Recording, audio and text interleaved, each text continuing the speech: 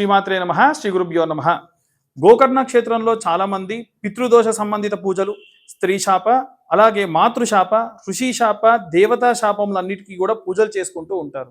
అక్కడ విశేషంగా ఈ యొక్క వసు రుద్ర ఆదిత్య స్వరూప ఆవాహన చేసుకొని త్రిపిండి శార్దము పంచమ పిండాలు దశమ పిండాలు అలాగే ఈ యొక్క ప్రాయోచిత్త తిలాహోమము అలాగే మోక్షనారాయణ బలి మోక్షనారాయణ హోమం కూడా నిర్వహిస్తారు. ఎందుకు ఇవన్నీ గోకర్ణ క్షేత్రంలోనే చేస్తారు, ఇంకెక్కడైనా చేయొచ్చు కదా అంటే, రావణాసురుడు ఆత్మలింగాన్ని తీసుకొని వెళ్తున్న క్షణంలో గణపతి అక్కడ నేను కాపలా కాస్తా పట్టుకొని అని చెప్పి జనులందరూ అంటే మనందరి కోసము కూడా విశేషంగా జనోద్ధరణ కోసము స్వామివారు అక్కడ ఆ యొక్క శివలింగాన్ని ఉంచడము, అక్కడే స్వామివారు వెలవడము, ఆ తర్వాతకి ఆ యొక్క గణపతి కూడా ఆ రోజు పట్టుకుని వెళ్తున్నప్పుడు ఏ స్వరూపంలో ఉన్నాడో గణపతి కూడా మనకు అదే స్వరూపంలో అక్కడ గోచరిస్తూ కనిపిస్తూ ఉంటారు. కాబట్టి ఆ క్షేత్రము చాలా విశేషం.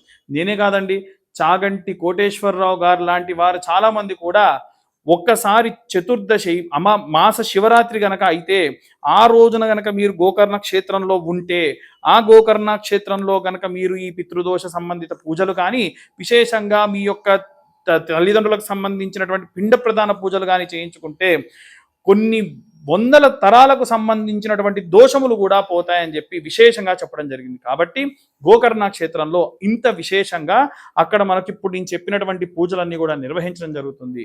కాబట్టి అక్కడ ఎవరైనా సరే ఈ యొక్క దోషములన్నిటికీ కూడా నివారణ చెందించేటువంటి పూజలు జరుపుకోవచ్చు.